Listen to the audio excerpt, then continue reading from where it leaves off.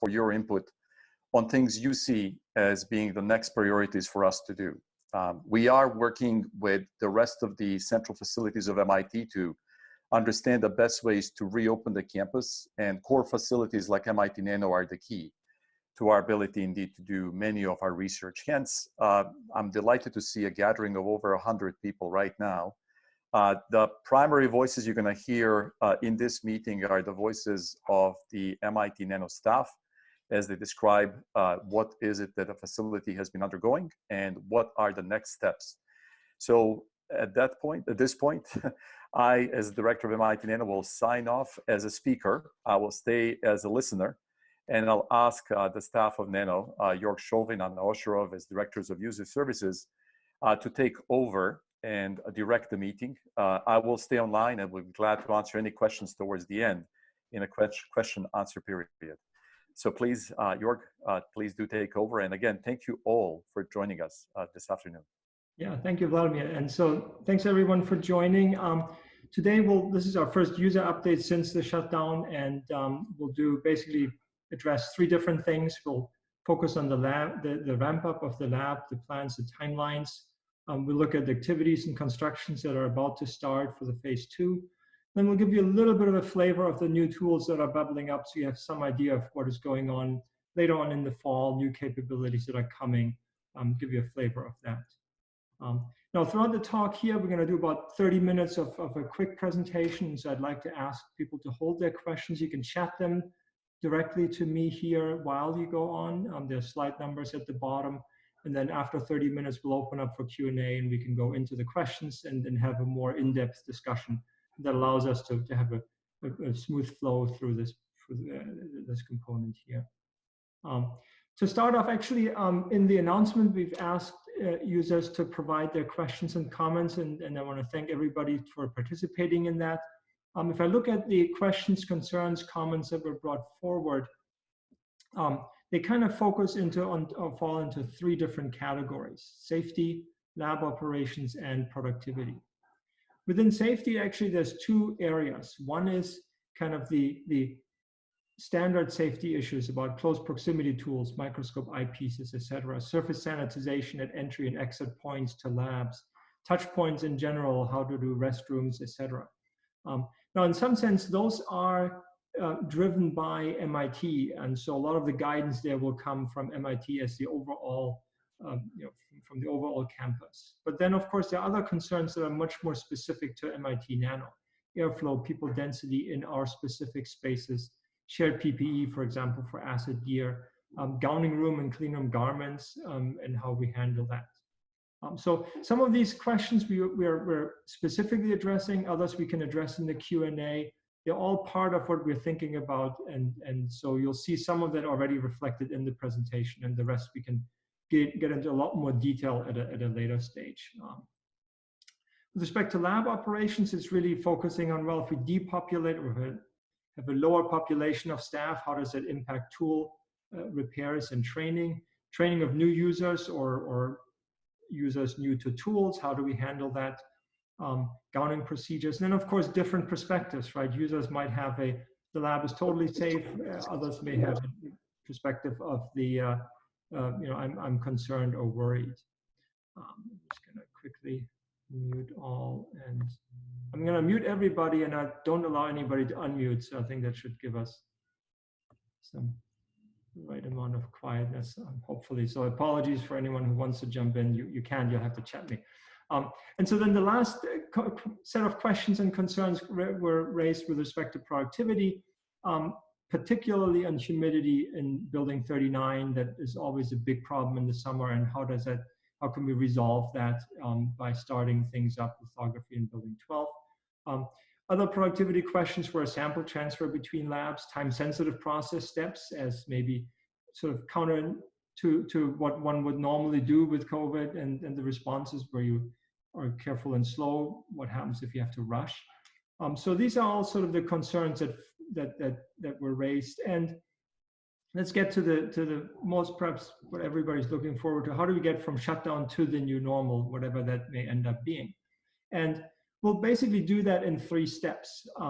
And they are sort of reflective of the 3 different levels of concerns people have raised. The first 2 weeks will address safety, or we'll start working on the safety related things. Then we'll dive into operations, and then finally we'll ramp up the productivity in subsequent weeks. And so this is roughly 2 weeks for addressing safety or ramping up the safety operations, then several weeks to ramp up the basic lab operations, and then subsequently productivity. All of that, of course, is gated by what MIT does, which is driven by what the state does, right? So in some sense, we have this divider here that as soon as we get the go-ahead from higher level, we can proceed with our plan. Now, when that happens is everybody's guess is as good as mine, or maybe almost as good as mine. So maybe sometime in June, we don't really know at this point. We're waiting for MIT to tell us, go ahead. Now, as Vladimir mentioned, Building 12 MIT.nano is high on that priority list, right? Shared facilities will be one of the first to open across the campus. And so that's really good to know. Something else that's important to realize is that we have a lot of different entry areas, a lot of different lab areas, different fabs, different entry points to the fab. We got the metrology space, it's not a clean room space. We have packaging, so many different areas. And so we will have area-specific guidelines. We're not going to go through in great depth for every single area here today because it would become very tedious and everybody would fall asleep. So, but we'll post area-specific things for each of the entry points. Now, how do we ramp up safety? Well, we'll start with PPE restocking. We'll begin waking up the tools, fixing anything that suffered over the shutdown. We'll start launching the new safety protocols, adding signage.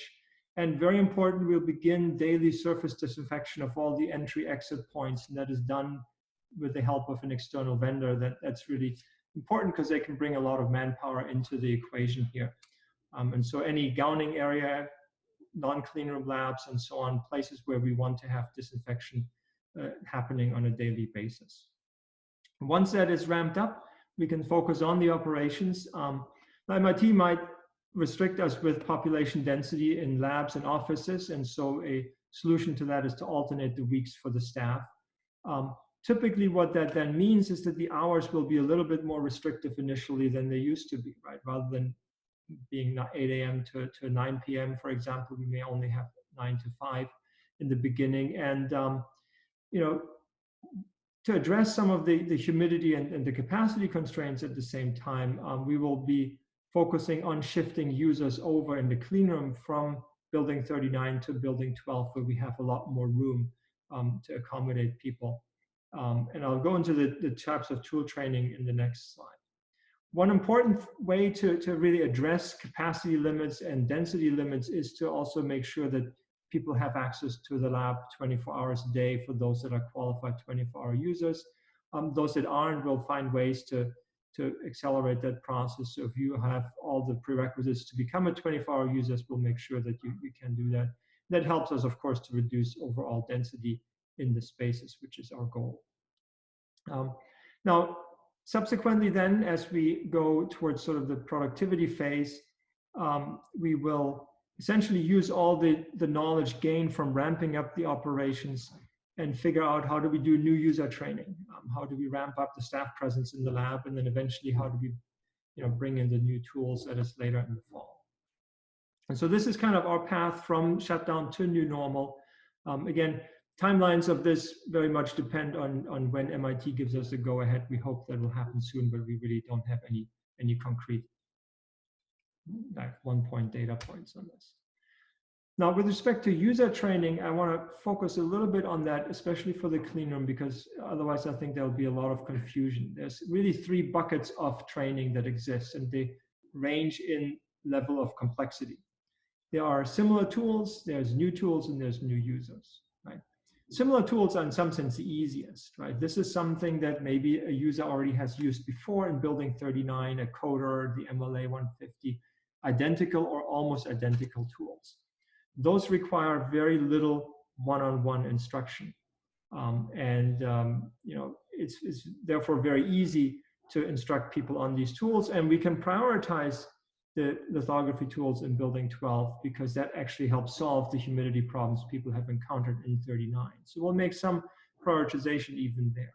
Once we have that, that knowledge essentially then informs us how do we do new tool training, right? These can be two things, either tools that people are unfamiliar with, let's say someone has never used an etcher before or never used a SEM before, but it could also be tools with very significantly different user interfaces, right? A dry etcher in building 39 may be very different than a dry etcher in building 12. And so different user interfaces really still require a moderate level of one-on-one instruction. So a little bit of a step up over the previous level.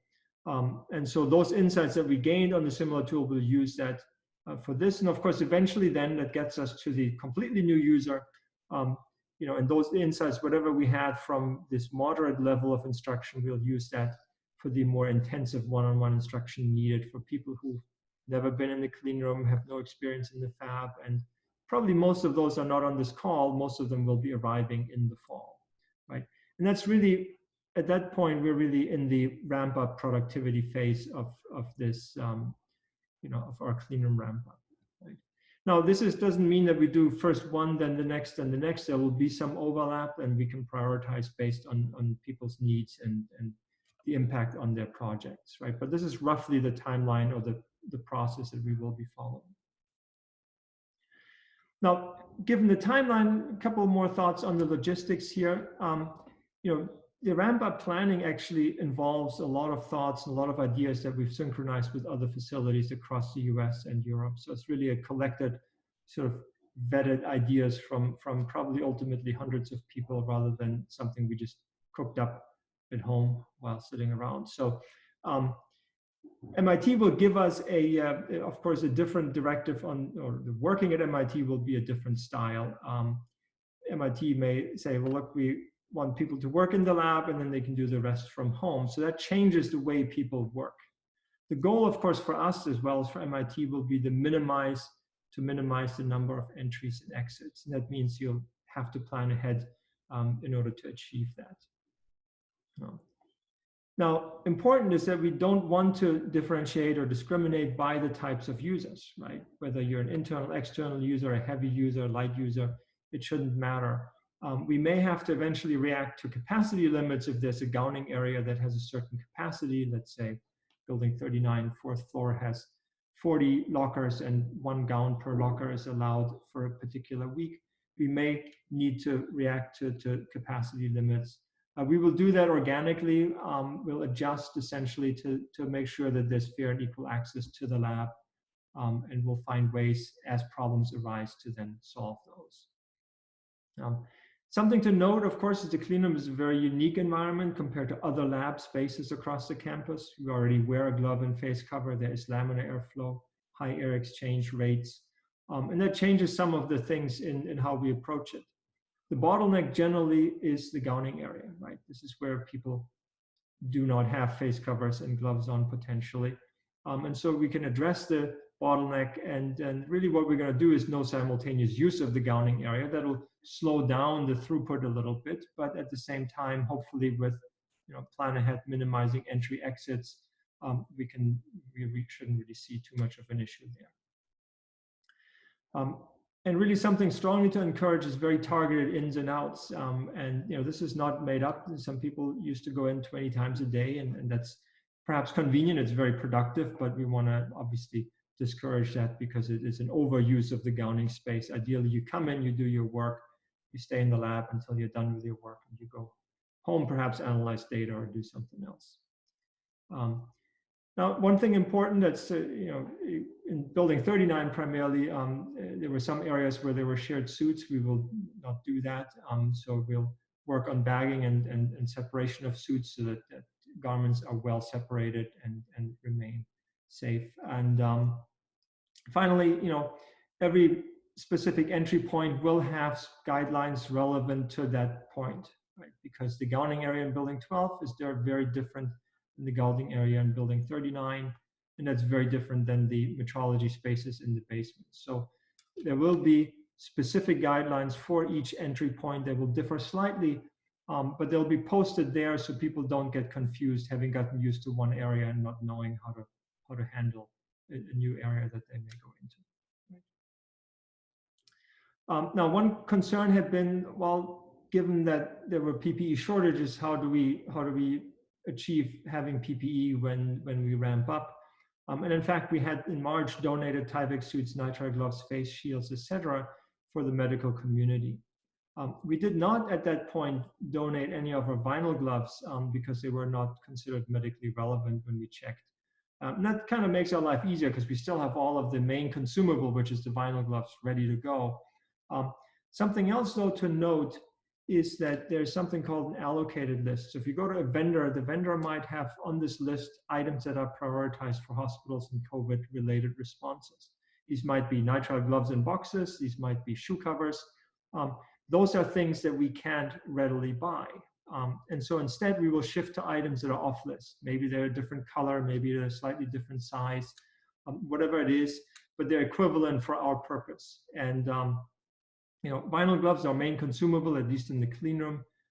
That remains very easy to get with a 5-day lead time. And actually, earlier this morning, we placed an order for additional items. And so with that, we basically don't foresee any significant delays because of PPE procurement. We'll see some changes in styles, perhaps, but nothing that would impact productivity of the users. Just as a quick little aside, I guess, before we go into what has been going on in the lab, if you look at actually what has happened over the last couple of weeks in terms of the state shutting down and reopening, a good metric for that is the traffic you see on the road. This is a chart of the daily traffic versus time. You see a sharp drop both for the US and the state of Massachusetts. Sharp drop that then sort of bottomed out sometime mid-April and started to gradually rise up as people started crawling out of their homes again. It turns out, this is something I didn't quite expect, that there's other types of traffics that almost look correlated to this. One is email traffic. This is my email traffic. Uncannily, now on the bottom end, it sort of looks almost like it follows that traffic, which could mean that people just write me emails while driving.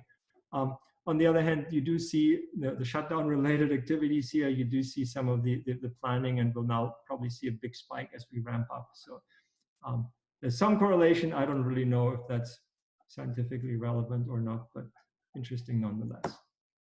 Okay, so let's switch over to the ongoing activities. And what I mean by that is construction and what has happened in the lab. In the lab, we have done, while the tools were in hibernation, we've been having daily walkthroughs of the staff. One person came in every day, walked through all the spaces, made sure everything is safe, and the tools were in a good hibernation state. And that's important because, for example, in building 39 on the 5th floor, we discovered an acid leak that then was cleaned up. You don't want to have these kind of things hanging around for a month, right? So there's been sort of walkthroughs to make sure everything is in a safe state.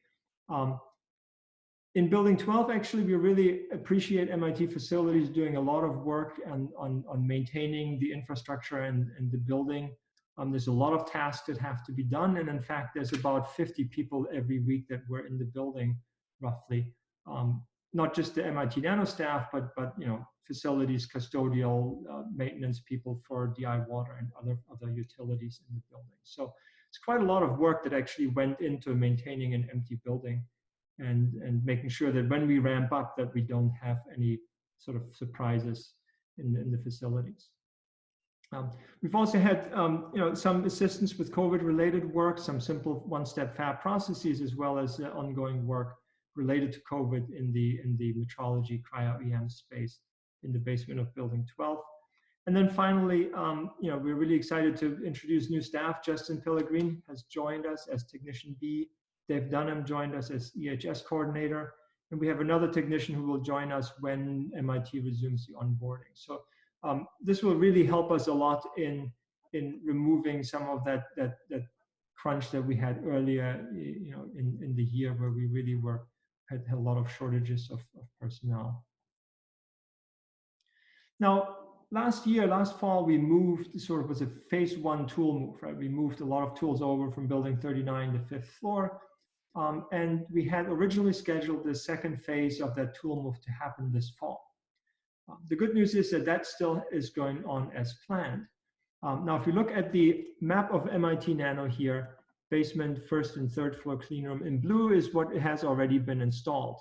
So a lot of tools went into building on the third floor, as well as the cryo and EM space in the basement. The second phase in green here will basically start populating the first floor of the clean room a little bit more.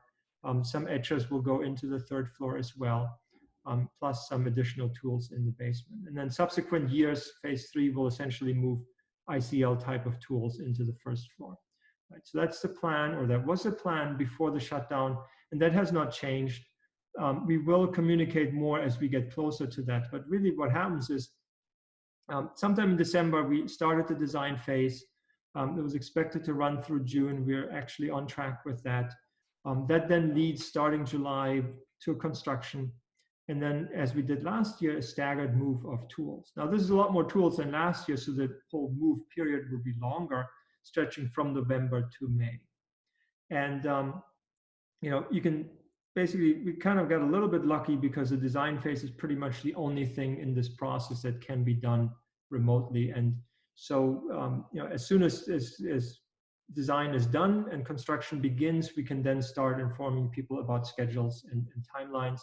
And as we did last year, we can allocate or move tools around so that we move the tools to minimize the impact on the users. And that's really also the purpose that we're doing, that why we're staggering things here, right? So that not everything moves at once, which would be a very long shutdown period. Now, the final part of today's, you know, sort of formal part of the presentation here is a little bit of an update on new tools and instruments that are coming in. Some of those we had already ordered earlier this year. Others we actually have ordered during the shutdown. So for example, you know, HMDS oven that has arrived, an RTA system that is shipping next month or two. Now, those are fab tools, and so they really get installed during phase 2, right? Because you have to put exhausts in, you have to put gas lines in, etc. Obviously, if a tool arrives that is ready to go, that will become prioritized. We're not going to install that in May. We're going to try to do that as soon as possible. But, you know, construction schedules will not be ready until the design phase is over, and we know. So it's not something we can tell you just yet exactly when it will be ready. But at some point, we will have that information. And once we do, once we get closer to the tool move, we'll keep providing updates about, you know, what is going on, like we did last year. The Semilab ellipsometer was actually shipped this Monday. That had a little bit of COVID delays because of travel restrictions. We have this 8-inch barrel Asher that we ordered that is, as I said in March, any day now. Okay, so that's the only tool that's not, there's a bit more uncertainty. And then really exciting perspective tool for the fall in the metrology space here, a Cypher video rate AFM. And I want to just briefly highlight this, a symposium, virtual symposium next week, and notices will go out. So keep an eye out for that, sign up for that if you want to know more about this. This is a very powerful tool. If the user community likes it, we can find a way to acquire it or have it for MIT.nano. So it's really important for people to be engaged on some of these perspective tools. A couple more tools coming. That we have the Samco general purpose etcher. This was a tool that was acquired with funds from the Lord Foundation earlier this year, and that'll be shipping in July. It'll then go into the phase 2 construction. So hopefully, you know, obviously this is a high priority tool for a lot of users, particularly with some of the issues in Building 39 and the Plasma Crest etcher there. We have a really nice SEM from Zeiss that has arrived. It's awaiting install. A FibSem and NanoFab tool from Wraith. Again, user meeting first week of June. Encourage everybody to attend that and learn more about this tool. And then another perspective AFM system. This is a large area AFM, so you can see here a wafer on that. That would be more of a clean room type of AFM as opposed to the video rate, which is more sort of traditional AFM. And so, you know, a lot of the things we've talked about really came from exchanges with other people and knowing things. So just a little bit of a list of references here for your information. We'll post those online too. But Lab Network has been a great help in exchanging ideas with people. Private conversations as well with over 10 universities and labs that made sure we all synchronized and collected ideas from everybody. ASHRAE, which are kind of the HVAC type of people, HVAC society, they have really good information on airflow and things because that's what they do for a living. So check out those references. We'll post them online. And in fact, stay informed. And the way we want to do this is through facility updates. So nanousers.mit is the emerging websites for users of MIT.nano. And within that, you can find a facilities update page. Traditionally, we posted, when equipment arrives, you can see here the SEM arrives, things like that. But we're also going to start using it for anything relevant about the ramp-up plans. And so it should kind of become the go-to page for as we start up the lab, as well as when we go into phase 2 construction. And with that, I guess, let us know any feedback on the MIT.nano feedback at MIT, any questions, concerns, and I'll open it up for the Q&A session now. Let me see if I can find the participant thing so I can unmute everybody. I don't dare unmute all, but I can allow people to unmute themselves. So thanks for your attention, and feel free to jump in with questions. Okay, we see someone chat here. So I can start reading the questions on chat, and then the way we can do this is to have the staff, MIT.nano staff, which is also on this call, can then answer depending on which area the question addresses. Okay. Yeah, cool. Yeah, thanks.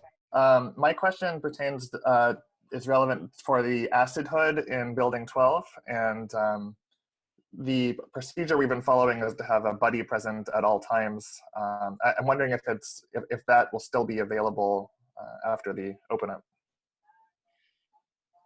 Right. Yeah. And so, in some sense, if you weren't doing the 24-hour use, the primary 24-hour use that doesn't require PPE type of work, like non-acid bench work, we want to facilitate that as much as possible. The acid bench work is still as hazardous as it used to be, so I think we would want to continue to have a physical buddy in the lab. Now, that person doesn't have to immediately look over your shoulder, but has to be in proximity in case of problems. Right. So we wouldn't want to. We don't want to reduce the acid protections in favor of that.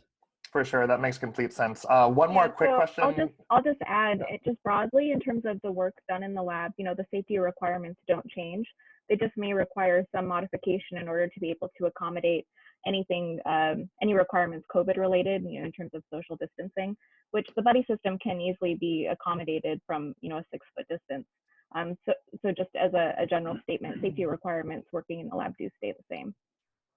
Thanks, Whitney. One other quick question I had, which I heard echoed from a few other lab members, was, will any tools training be permissible in the before 8-week period? Yeah, so that depends on the tool, right? So the primary focus will be moving people over from 39 on the lithography tool set, because that really creates a lot of headaches for people with the humidity. And many of those tools are very similar. So that's kind of a very trivial training.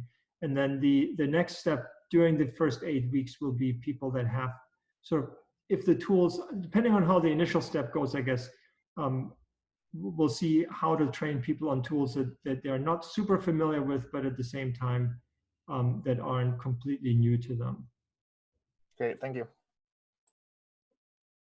And so some questions on the chat here, I guess. We mentioned that MIT hadn't given us word about the start date for week 0. And the PI told them about a certain date. Is that applicable to MIT.nano?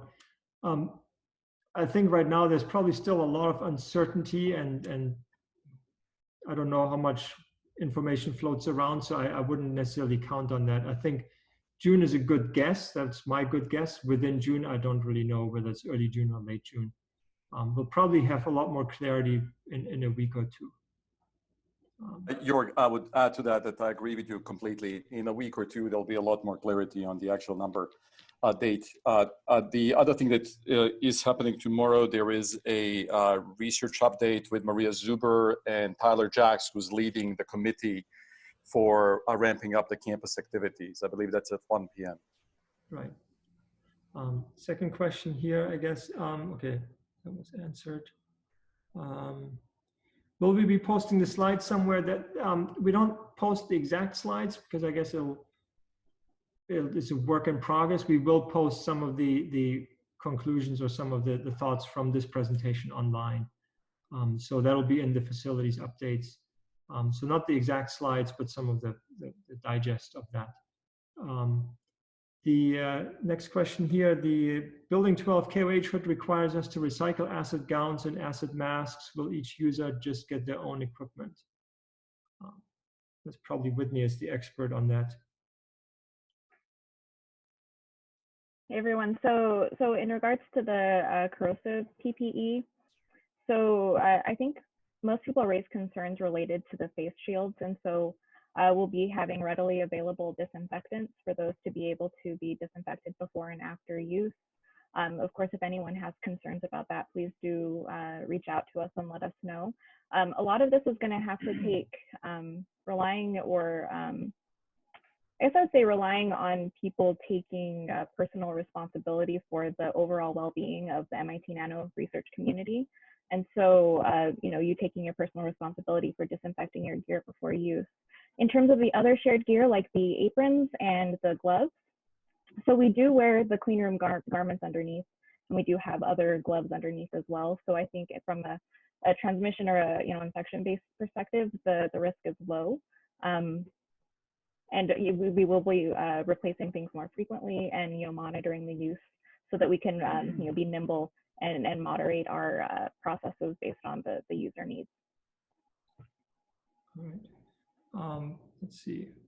Next question here. Okay, something wasn't quite clear for the 24-hour users and if they can work outside the 9 to 5. So yeah, 9 to 5 is when the staff is there. So if you're not a 24-hour user, you will be restricted to those 8 hours.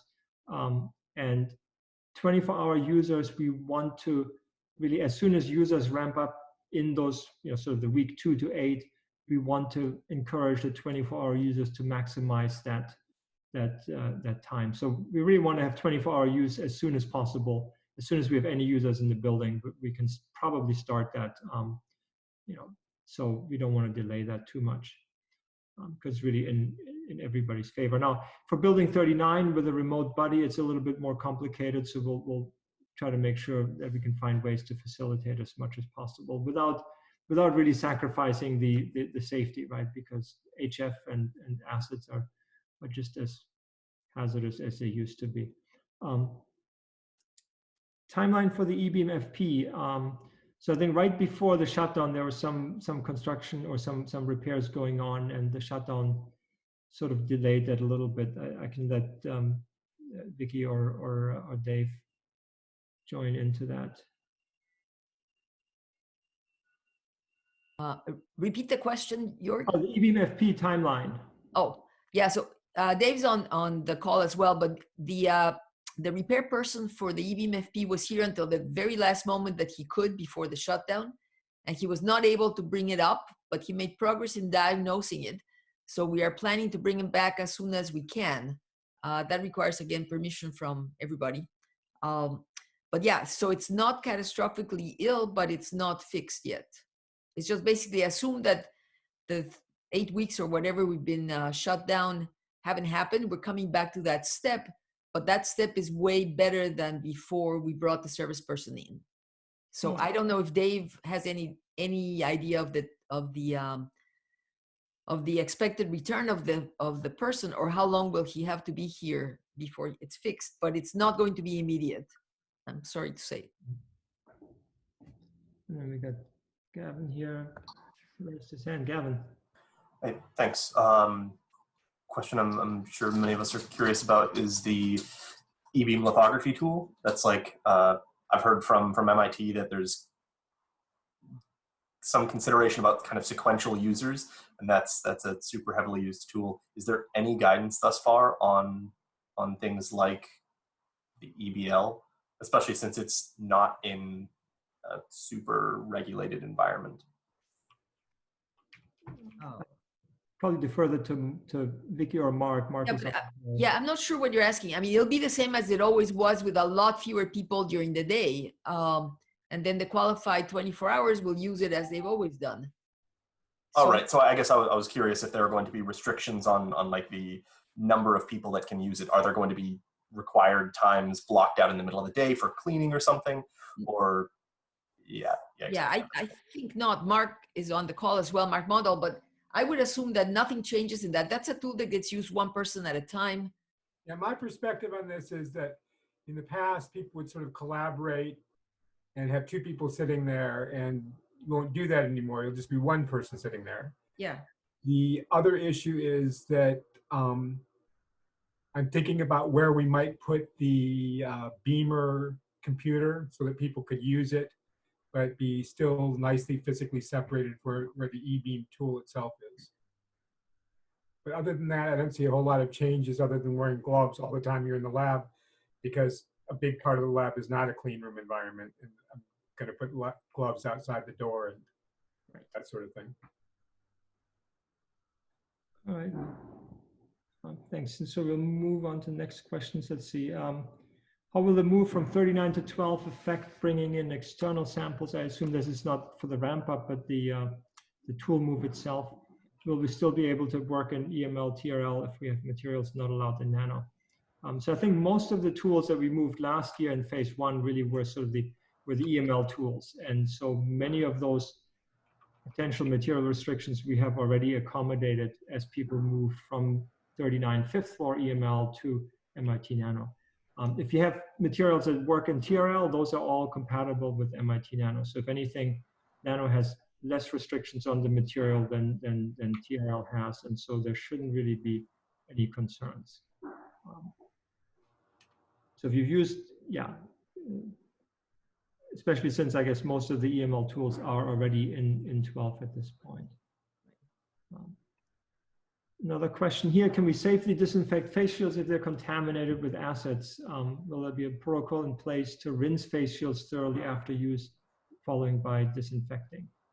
Well, if they're contaminated with acids or chemicals, they should be taken out of service. So I would recommend reaching out to staff as soon as there's contamination, and we can do the chemical decon. With acid work, it's really just rinsing with water to neutralize and get rid of the residue. So that's even outside of any new protocols we implement with COVID-19. That's best practice to not use contaminated PPE. So we should take it out of service until it's decontaminated. Was there a second part to that question, Jorg, or was that? No, that was it. Yeah. Mm-hmm. Yeah, and in some sense, the shortages of PPE or the perceived shortages of PPE should not sacrifice people's ability to practice safe methods, right? You shouldn't say, oh, I'm going to recycle that contaminated face shield just because. Clearly not. Will users be allowed to bring in laptops into the clean room so they can continue to do work during the delays? Yes. So laptops, cell phones, just as before, you wipe them down on entry and you can then use them. We also have started in building 12 already in the fab, adding more and more computers. So we'll have reasonable computer terminals so you can remote desktop into your office computer, your home computer, whatever has remote desktop. So ideally, then you can continue to work. And that really is important because it minimizes the amount of ins and outs that you would otherwise have to do. Right? So yeah, laptops, cell phones, all of that is permissible following the normal wipe down procedures. Let's see, another question. Will MIT.nano be accepting new users and people that were trying to transition to MIT.nano but haven't had a chance to do the full new user training? So in that sense, those kind of trainings are the most intensive one-on-one trainings. We're working on putting the new user trainings online or into a virtual environment. That's primarily what we're aiming for the fall, because that's when we get new graduate students onto campus.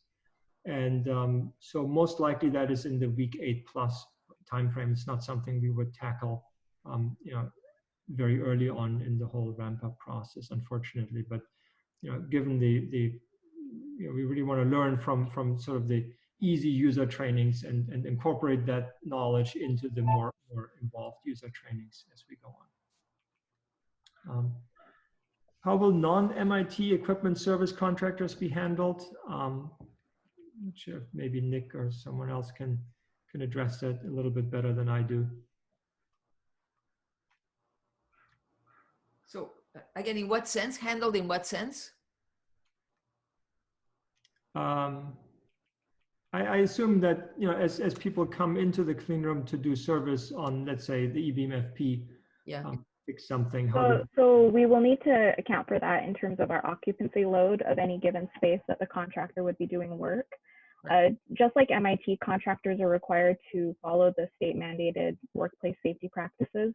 So we typically work with contractors to get their safety plan to make sure that they're, checking all the boxes in terms of regulatory requirements or safety requirements. If they don't quite fit all the criteria, we can provide them with guidance.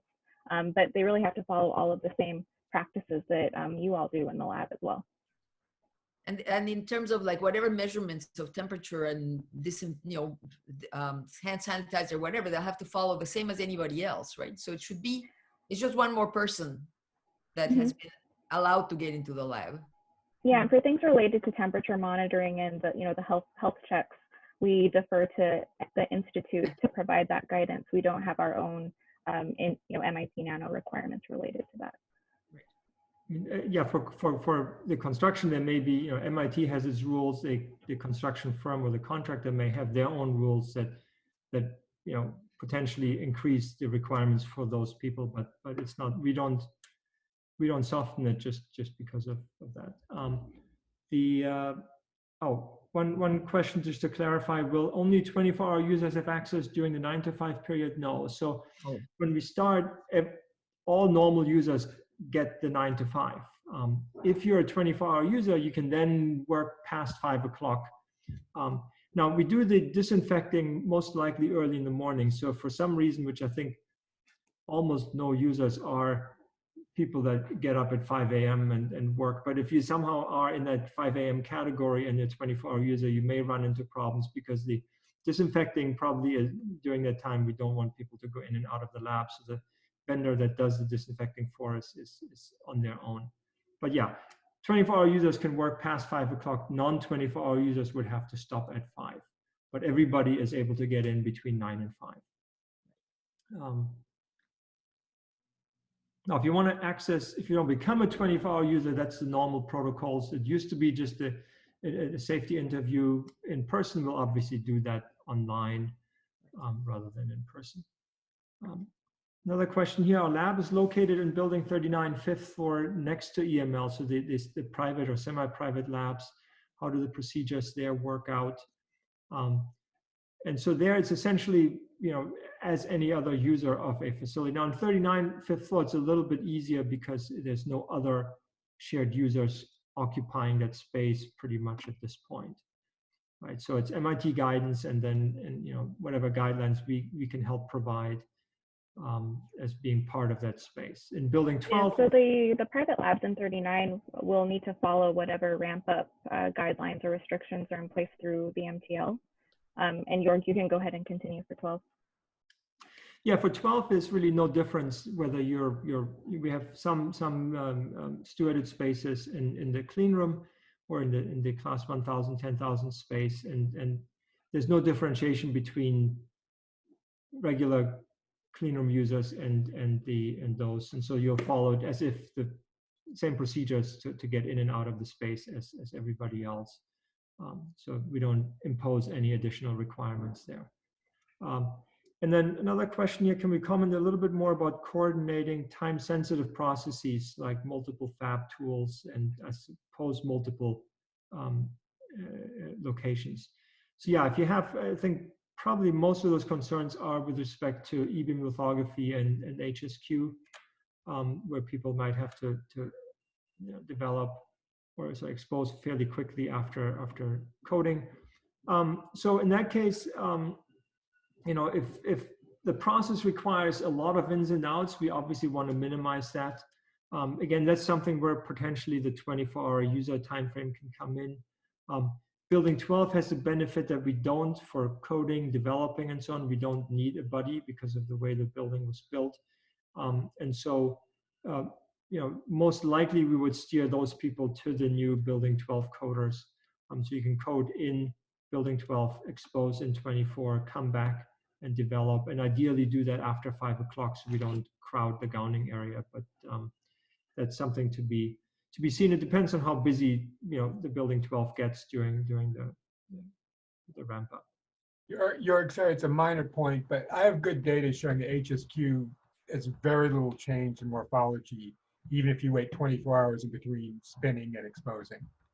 Okay, so this might be a good opportunity to get people, I guess, accustomed to that. Yeah. Because a lot of times I think people are very fearful about their HSQ, and perhaps not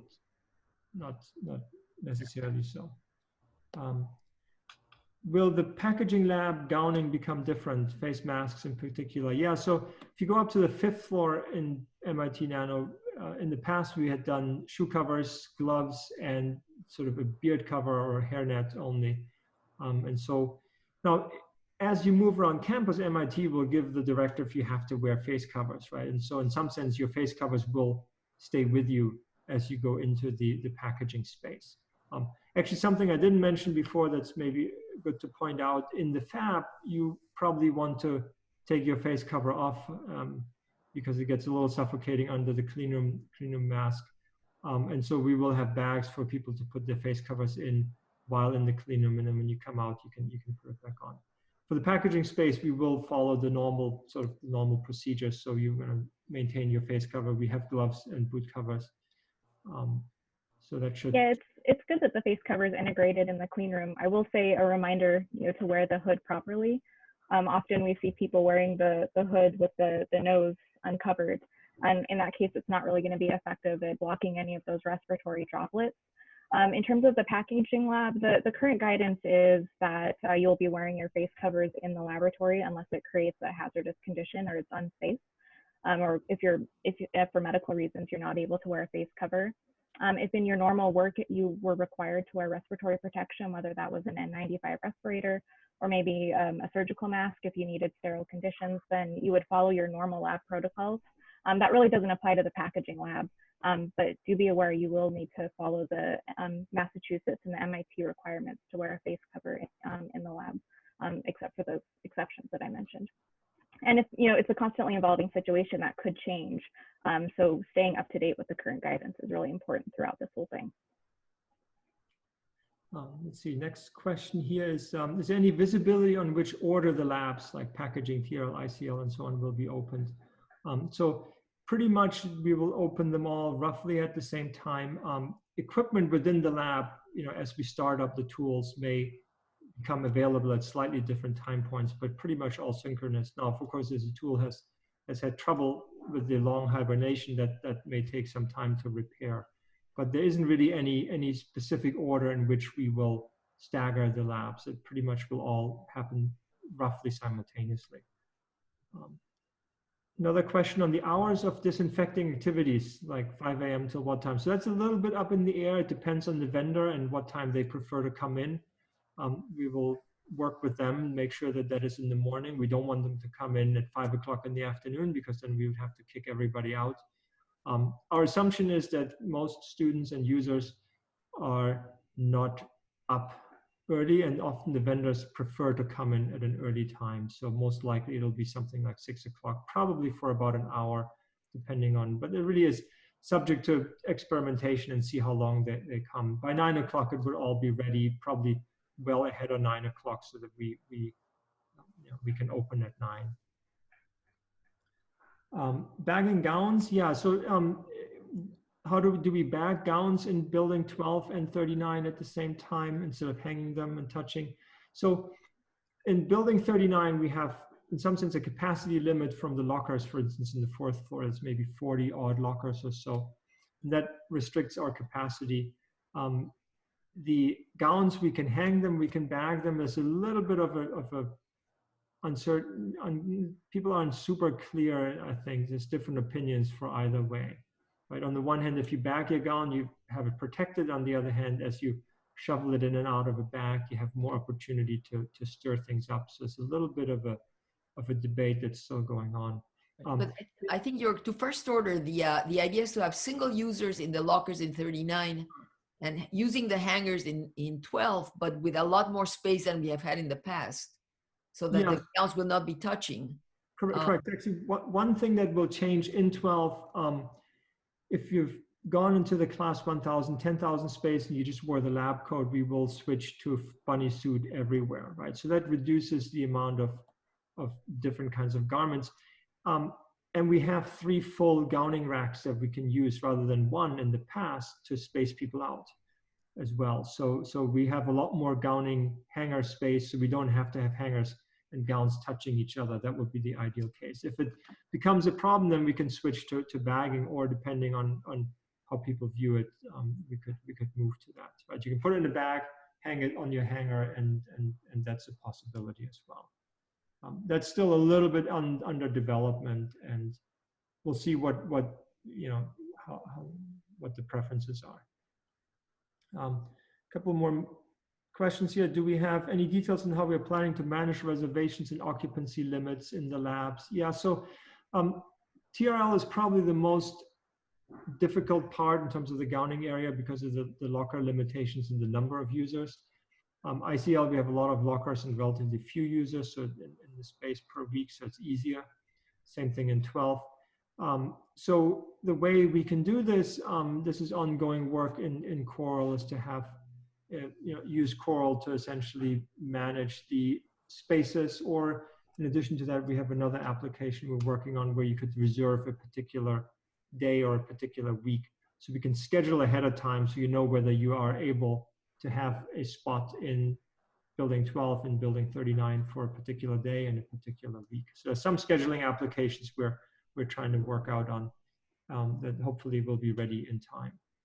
But I think one thing that may not have become really clear is the idea is once you have a locker, sort of as you reserve it, and now it's assigned to you for a week.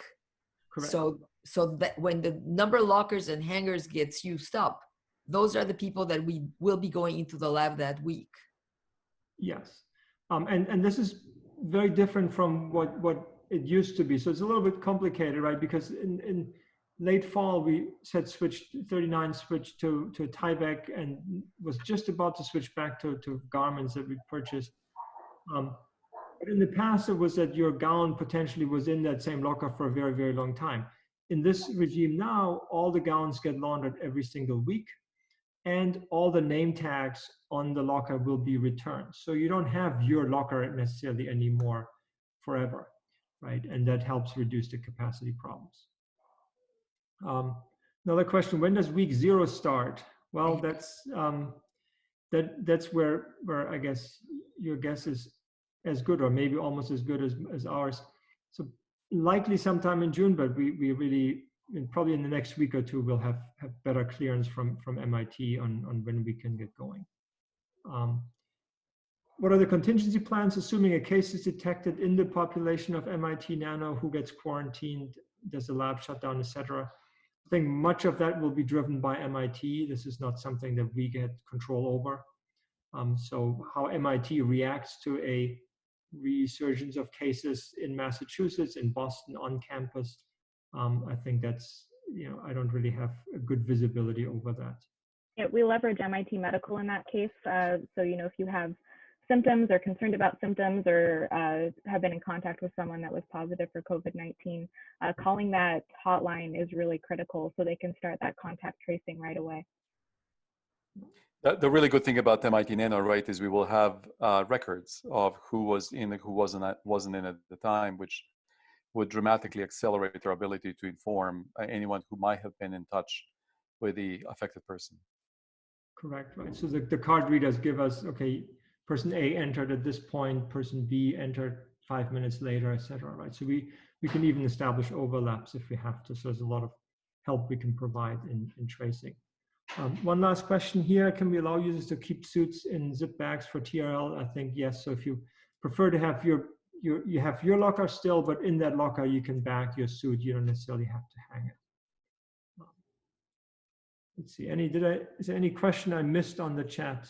I think I went through it, but sometimes it jumps on me.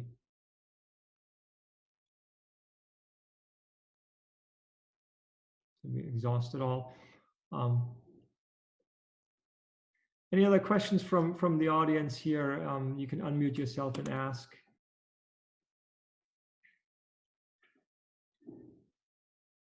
One more question on the chat. Are there any regulations regarding NSL since it's not connected to Coral or?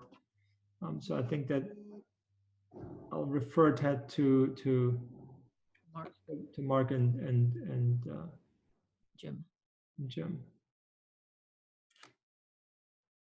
What was the question? I didn't understand that. Are there any regulations regarding NSL? Like how does NSL handle that, the whole procedures? We're actually still working on that, but it's going to be revolving around our signing computer because you can access that through the web, so you can see who's in the lab, when they signed in, and stuff like that. So it'll be kind of similar, sort of to Coral, but not the same. Okay, great.